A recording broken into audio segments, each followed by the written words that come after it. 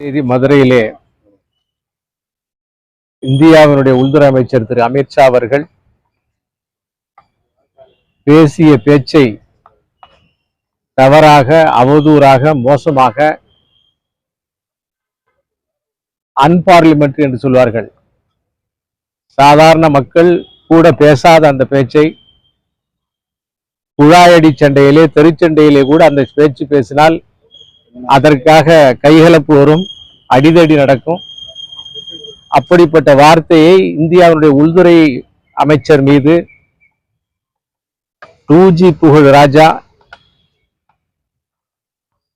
அவருடைய தரம் என்ன என்பதை சொல்லுகின்ற வகையில அவருடைய பின்புலம் ஆளுகின்ற அதிகார வர்க்கம், அறிவில்லா ஆலயத்தினுடைய அத்தனை பேர் அவருடைய பின்னாலே இருக்கிறார் என்கின்ற அகம்பாவத்தின் காரணமாக உள்துறை அமைச்சரை அவர் மிக தரக்குறைவாக பேசியதை கண்டித்து அவர் மீது நடவடிக்கை எடுக்க வேண்டும், அவர் மீது வழக்கு போட வேண்டும் என்று சொல்லி கோவை மாநகர போலீஸ் கமிஷனர் அவரிடம் பாரதிய ஜனதா கட்சியினுடைய சார்பிலே நாங்கள் புகார் மனு ஒன்றை அளித்திருக்கிறோம்.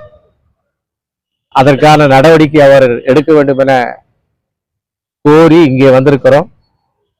தமிழ்நாடு முழுவதும் இதே மாதிரியாக எல்லா கமிஷனரேட்டிலையும் இந்த புகாரை அளித்து கொண்டிருக்கிறோம். இதே மாதிரி புகார்கள் அகில இந்திய அளவிலேயும் பல மாநிலங்களிலே கொடுக்கப்பட்டு வருகிறது. ஒரு பாராளுமன்ற உறுப்பினர் ஒரு சாதாரண மனிதனுக்கு உண்டான தரமும் மரியாதையும் இல்லாமல் பேசியது கண்டிக்கத்தக்கது. இதே மாதிரி மனுஸ்மிருதி பற்றி அவர் பேசி இந்துக்களுடைய மனதை ஏற்கனவே காயப்படுத்தி இருக்கிறார்.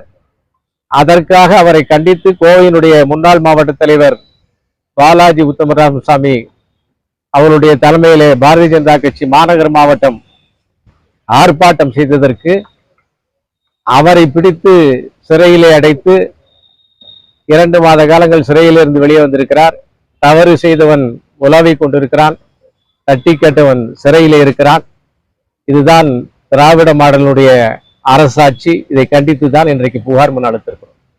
தொடர்ந்து திமுக இந்த மாதிரியான விஷயங்கள் எல்லாத்தையும் ஒவ்வொன்றா பண்ணிட்டு இருக்காங்க. இது தகுந்த மாதிரி நடவடிக்கைகள் எடுக்கப்படுதா? இல்லை நீங்க படிச்சு கொடுக்குறீங்க, இந்த மாதிரி நிறைய இடத்துல கொடுக்குறாங்க. முன்னாடியே முறையாக நடந்திருக்கு. நம்ம தெருக்கள்லையும் நம்மளுடைய குடும்பங்கள்லையும் ஒரு வழக்கு, பேச்சு வழக்கு இருக்கிறது. கசாப்பு கடைக்காரனிடத்தும் கருணையை எதிர்பார்க்கலாம். திமுக போய் சட்டம் ஒழுங்கை எப்படி காப்பாற்ற வேண்டும்